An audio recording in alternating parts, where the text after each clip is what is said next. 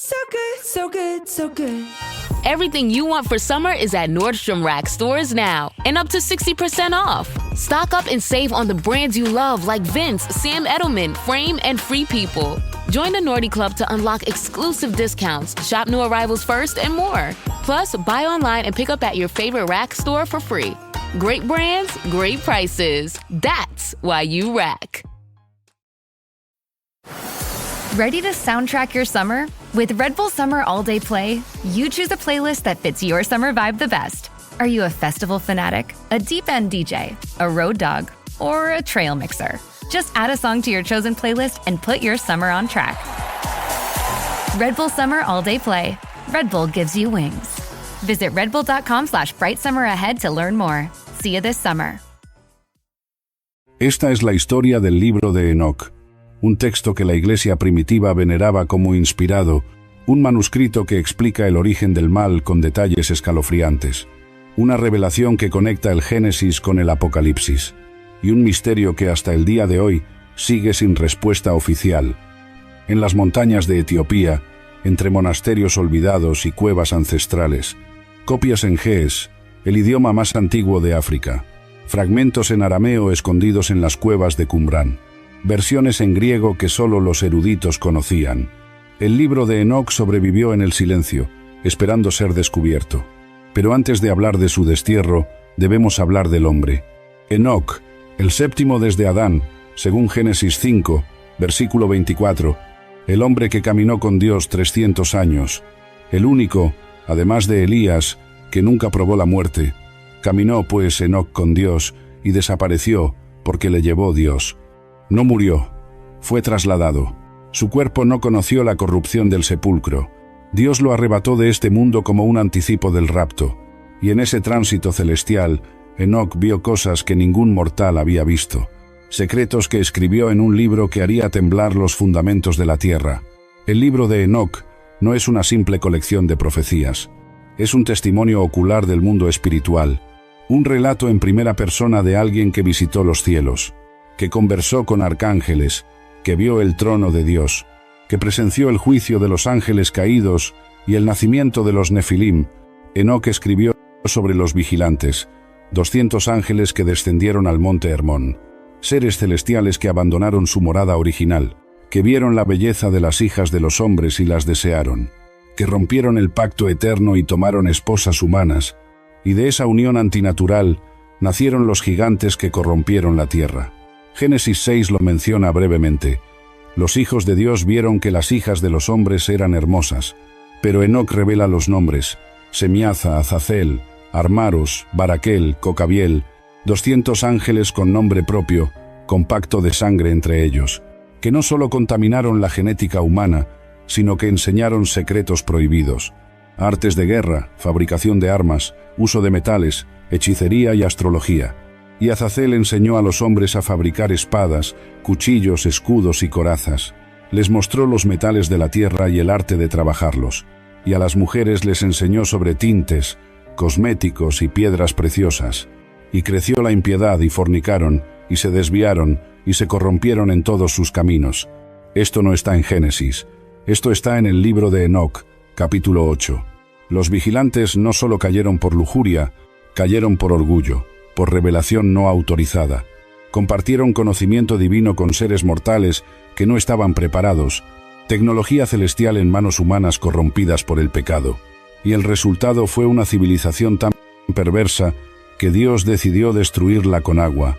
El diluvio no fue solo un juicio contra la humanidad, fue una necesidad genética, una purificación del ADN humano. Los Nefilim, mitad ángel, mitad humano, no podían ser redimidos. No tenían parte en el plan de salvación diseñado para la descendencia de Adán.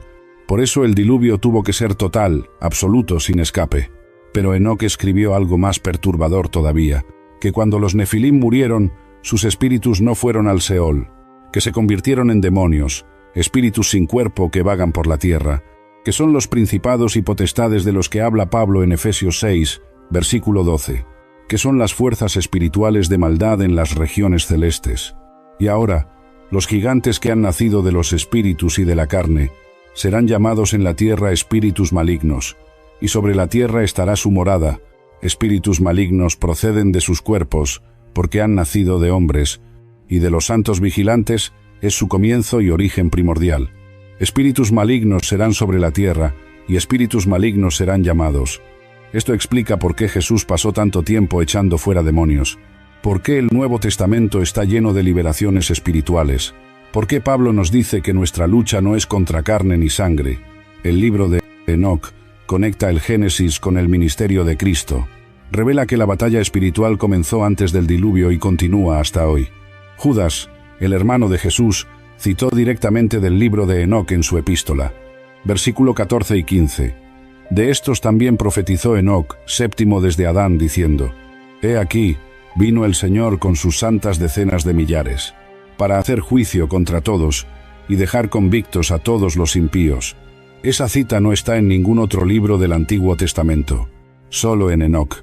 Pedro también parece conocer el libro cuando escribe en su segunda epístola, capítulo 2, versículo 4, porque si Dios no perdonó a los ángeles que pecaron, sino que arrojándolos al Tártaro los entregó a prisiones de oscuridad, para ser reservados al juicio.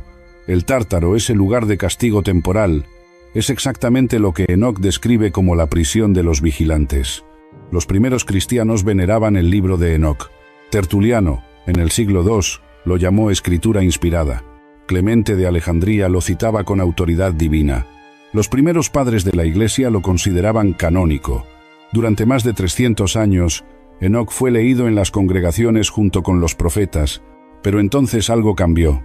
En el siglo IV, cuando el cristianismo se convirtió en religión oficial del Imperio Romano, cuando comenzaron los concilios para determinar qué libros eran inspirados, cuando la Iglesia se institucionalizó y buscó uniformidad doctrinal, el libro de Enoc comenzó a desaparecer silenciosamente de las listas canónicas.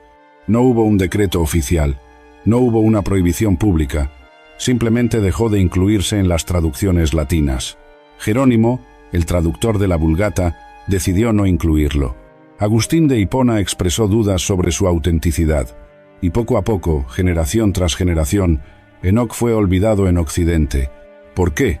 La respuesta oficial es que era pseudoepigráfico, falsamente atribuido, que su lenguaje apocalíptico era demasiado fantástico, que no había consenso rabínico sobre su inspiración, que su teología sobre los ángeles caídos era problemática. Pero esas son las razones que se dan públicamente. La verdad incómoda es que el libro de Enoc presenta problemas teológicos serios, no para la verdad, sino para el control eclesiástico. Enoc enseña que el conocimiento espiritual puede ser revelado directamente, que no necesitas intermediarios sacerdotales para entender los misterios de Dios, que los secretos celestiales están disponibles para quienes caminan con Dios, como lo hizo Enoc. El libro también revela demasiado sobre la naturaleza del mal, nombres específicos de demonios, jerarquías angelicales, orígenes del pecado, información que en manos equivocadas podría usarse para prácticas ocultas. La Iglesia institucional prefirió el silencio al riesgo, mejor ocultar el conocimiento que confiar en el discernimiento del pueblo. Pero hay algo más profundo, más perturbador.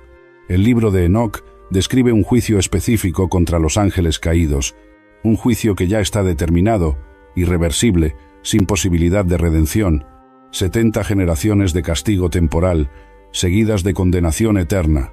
Y ese concepto desafía ciertas doctrinas sobre la misericordia universal. Enoc también profetiza con detalles específicos sobre el Mesías. Lo llama el elegido, el Hijo del Hombre, el ungido. Describe su reino milenial, su juicio sobre las naciones, su gloria eternal, conceptos que el judaísmo rabínico rechazó después de Cristo, y que resultaban incómodos para una iglesia que estaba definiendo su cristología oficial. El libro presenta un calendario celestial diferente al calendario lunar judío, un calendario solar de 364 días, que Enoc afirma recibió directamente del ángel Uriel. Esto creaba conflictos con las fechas de las fiestas judías y con el calendario juliano que Roma estaba imponiendo al mundo cristiano. Además, Enoc describe múltiples cielos, 7 para ser exactos, cada uno con funciones específicas, poblaciones angelicales distintas. El tercer cielo donde Pablo fue arrebatado adquiere nueva dimensión, pero esa cosmología compleja no encajaba con la teología simplificada.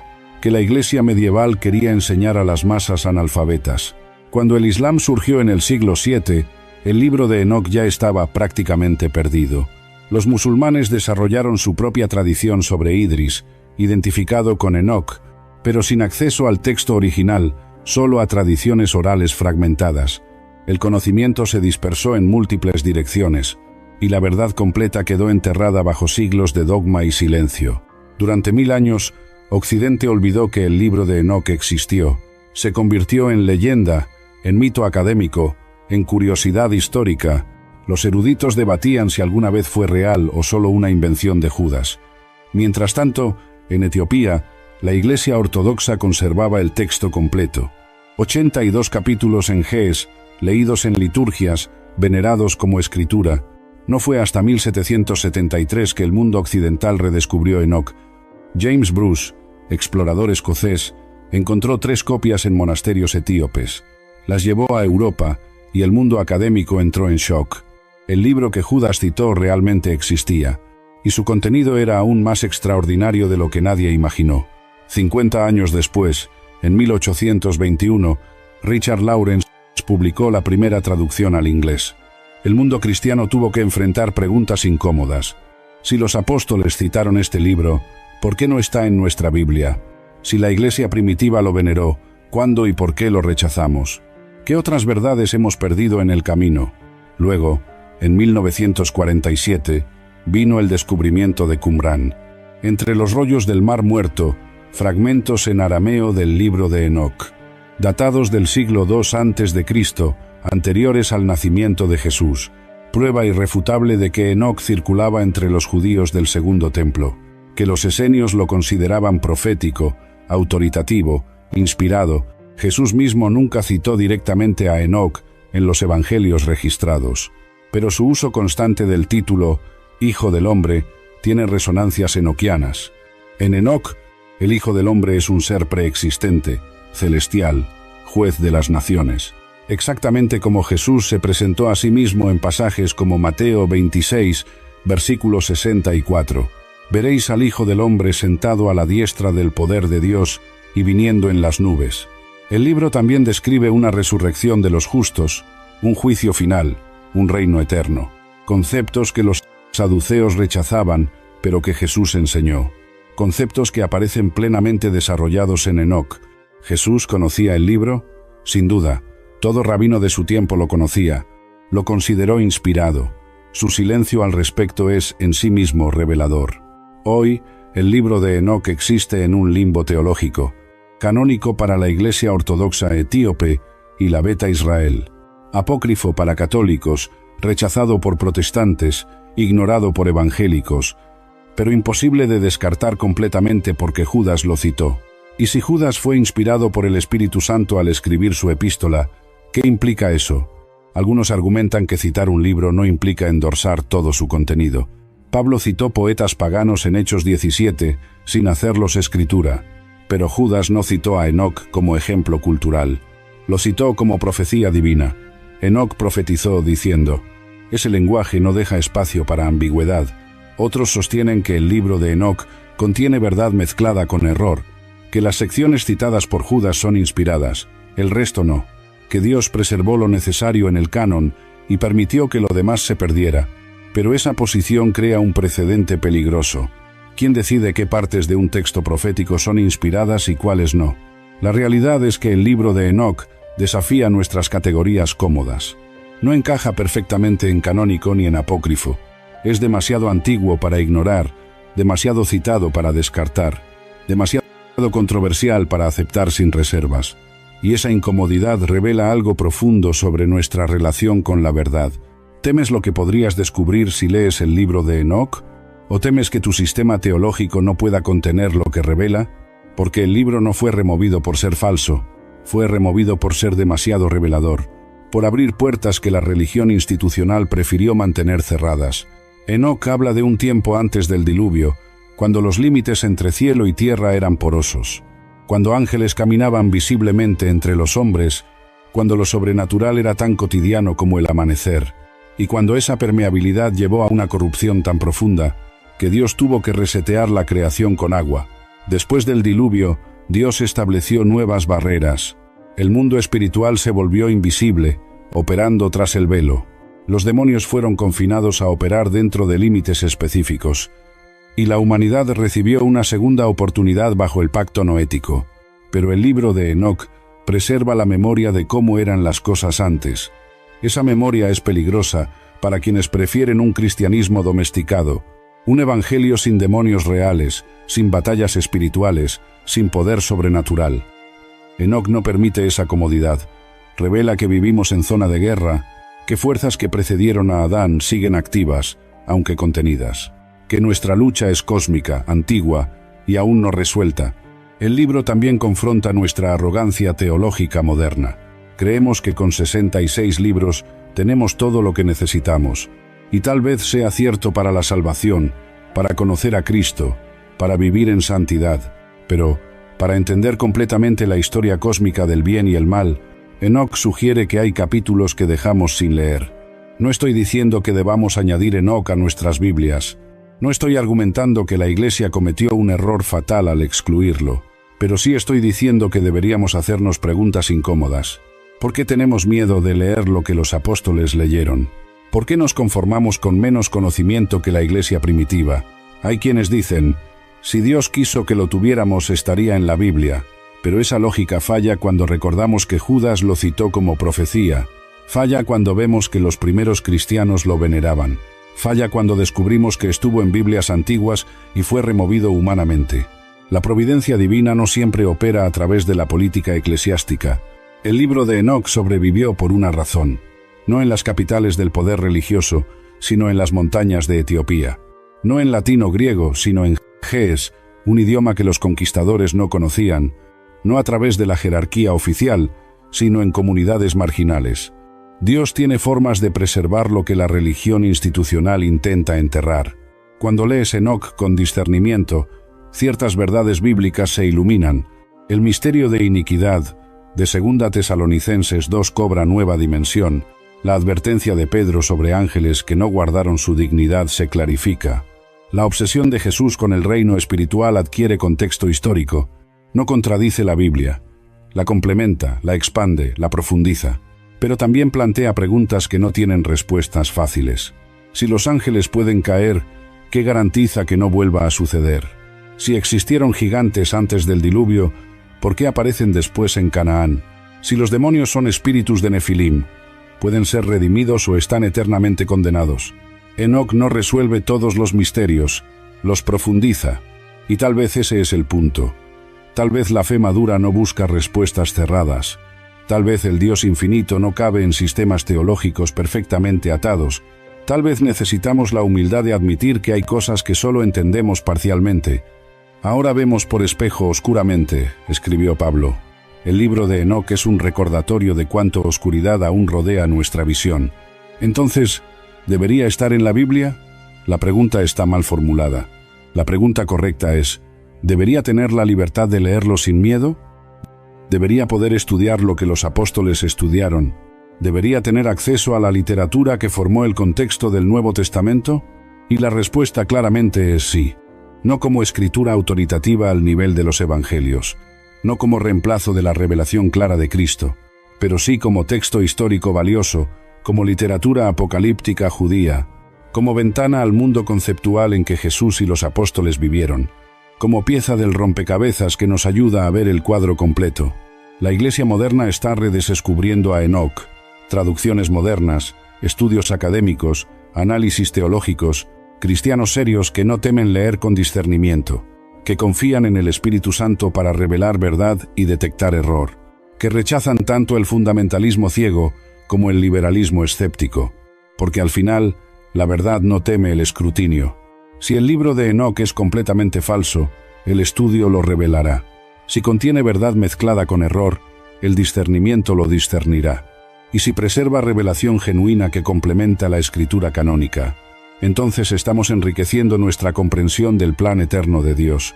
La remoción de Enoc nos enseña algo profundo sobre la naturaleza humana. Incluso líderes bien intencionados pueden equivocarse. Incluso la Iglesia puede tomar decisiones basadas en política más que en verdad. Incluso tradiciones venerables pueden preservar tanto sabiduría como error. Por eso Pablo nos dice: examinadlo todo, retened lo bueno. No debemos temer la investigación, debemos temer la ignorancia voluntaria. No debemos temer textos controversiales, debemos temer mentes cerradas. No debemos temer preguntas difíciles, debemos temer respuestas superficiales. El Dios de verdad no necesita nuestra protección, necesita nuestra valentía para buscar la verdad donde sea que nos lleve. El libro de Enoc permanece como testimonio de un tiempo olvidado, un tiempo cuando los límites entre dimensiones eran más delgados, cuando la guerra cósmica se libraba abiertamente en la tierra, cuando gigantes caminaban y ángeles caían y la maldad alcanzó niveles inimaginables. Un tiempo que Dios borró con agua, pero preservó en memoria escrita. Y esa memoria nos recuerda algo crucial: el mal tiene historia. No apareció de la nada cuando la serpiente habló en el Edén. Tiene raíces más profundas, en una rebelión anterior. Tiene protagonistas con nombres, estrategias específicas, objetivos claros. Y ese conocimiento no es trivial, es estratégico para la guerra espiritual que libramos hoy. Porque los mismos espíritus que enseñaron a los antediluvianos a hacer armas, siguen enseñando a la humanidad moderna a perfeccionar la violencia. Los mismos demonios que corrompieron la genética antes del diluvio, siguen intentando corromper la creación de Dios a través de la tecnología. Las estrategias cambian, la esencia permanece. Enoc vio el fin desde el principio, vio el juicio final, la resurrección, el reino eterno del Mesías. Vio que el mal tendría su temporada, pero no su victoria. Vio que los vigilantes caídos serían finalmente juzgados. Y vio que los justos heredarían un nuevo cielo y una nueva tierra. Esa visión esperanzadora es parte de por qué el libro sobrevivió. No solo advierte sobre el mal, promete su derrota final. No solo revela la caída de ángeles, proclama la exaltación de los santos. No solo describe corrupción pasada, profetiza restauración futura. Es un libro de juicio, sí, pero también de esperanza inquebrantable. Tú, que has llegado hasta aquí en esta revelación, que has escuchado sobre libros removidos y verdades ocultadas, que has sentido la incomodidad de descubrir que hay más historia de la que te enseñaron, no permitas que esto debilite tu fe, permítele profundizarla, porque un Dios tan vasto que necesita múltiples libros para ser descrito es más glorioso, no menos. La pregunta no es si el libro de Enoc debería estar en tu Biblia. La pregunta es si estás dispuesto a buscar toda la verdad disponible, a leer con discernimiento pero sin miedo, a permitir que el Espíritu Santo te guíe a través de aguas profundas, y a confiar que Dios preserva lo que necesitamos descubrir en el tiempo correcto. Enoc caminó con Dios y desapareció porque Dios lo llevó.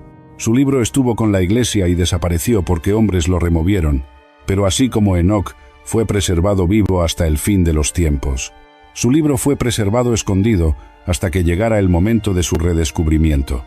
Y ese momento, quizás, es ahora. No temas lo que podrías aprender. Teme permanecer en ignorancia cómoda.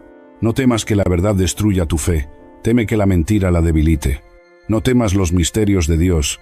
Teme un Dios tan pequeño que no tenga misterios. El libro de Enoc no es tu enemigo. Es un recordatorio de que aún hay profundidades por explorar en el plan eterno. Cierra los ojos por un momento. Respira profundo. Imagina un mundo antes del diluvio, corrompido más allá de la redención. Imagina a Enoc, caminando fielmente con Dios en medio de esa oscuridad. Imagina el momento en que Dios lo arrebató, salvándolo del juicio que vendría, y recuerda que ese mismo Dios te arrebatará a ti cuando Cristo regrese. La Iglesia removió el libro de Enoc de la Biblia, pero no pudo remover su mensaje de la historia. No pudo borrar las citas que Judas dejó como semillas. No pudo destruir todas las copias ni silenciar todas las voces, porque lo que Dios quiere revelado eventualmente se revela. Tal vez fue necesario que Enoc estuviera oculto por un tiempo. Tal vez la Iglesia medieval no estaba preparada para sus revelaciones.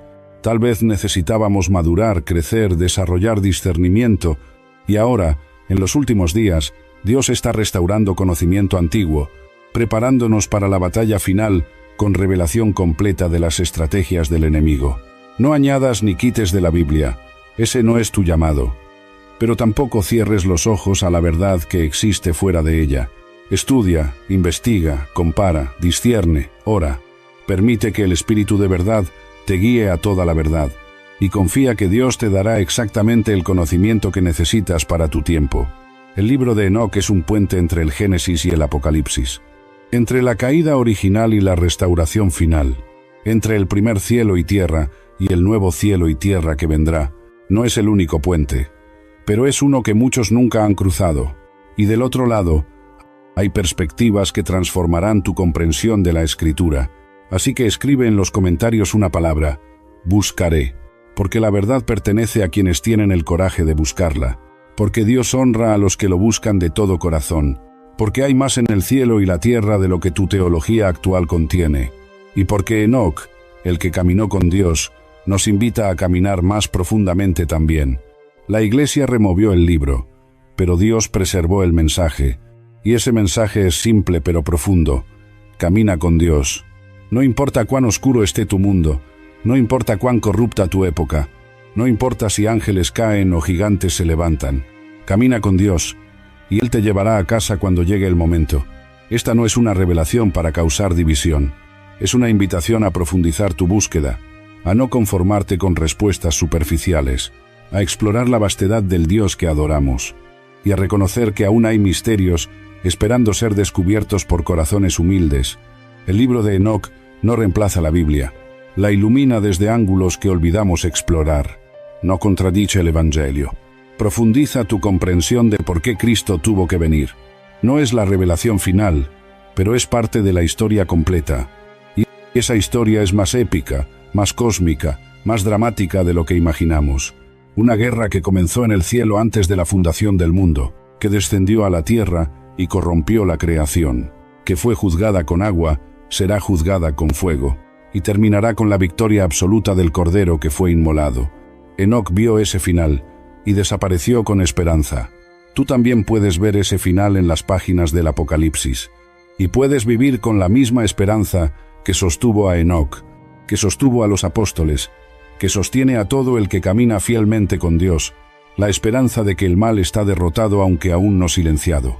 Porque el libro de Enoc no fue removido de la Biblia para ocultar la verdad, fue removido por hombres que temieron las implicaciones de esa verdad, pero Dios, en su providencia, permitió que sobreviviera. En las montañas, en las cuevas, en las manos de comunidades marginales, hasta que llegara el tiempo para que el mundo moderno lo redescubriera. Y ahora lo sabes. Ahora has visto detrás del velo. Ahora entiendes que hay capítulos de la historia cósmica que apenas estamos redescubriendo. La pregunta es, ¿qué harás con este conocimiento? ¿Lo temerás o lo explorarás? ¿Lo rechazarás o lo discernirás? ¿Cerrarás los ojos o los abrirás más ampliamente? La verdad siempre ha estado ahí, esperando. Como Enoc esperó su traslado, el libro esperó su momento. Y ese momento es ahora, en tus manos, en tu decisión, de ser simplemente religioso o genuinamente buscador, de aceptar lo que te enseñaron o investigar lo que Dios está revelando. No estás solo en esta búsqueda, hay muchos caminando este sendero, cristianos serios, académicos devotos, creyentes hambrientos de verdad completa, que aman la Biblia pero no temen explorar su contexto histórico, que veneran a Cristo pero quieren entender completamente la batalla que Él ganó, que buscan no para destruir la fe, sino para fortalecerla con conocimiento profundo. El libro de Enoc permanece como testimonio de que Dios habla, no solo en 66 libros, sino a través de toda la historia, a patriarcas, profetas, apóstoles, y aún hoy a quienes tienen oídos para oír. La revelación está completa en Cristo, pero nuestra comprensión aún se expande, y cada generación descubre nuevas profundidades en las antiguas verdades. Esta es tu invitación. No a abandonar la Biblia, sino a profundizar en su mundo. No a rechazar la tradición, sino a cuestionarla con amor y sabiduría. No a causar división, sino a buscar unidad en verdad completa. El libro de Enoc espera. La decisión es tuya. Y Dios, que reveló sus secretos a Enoc, revelará los suyos a quien lo busque fielmente.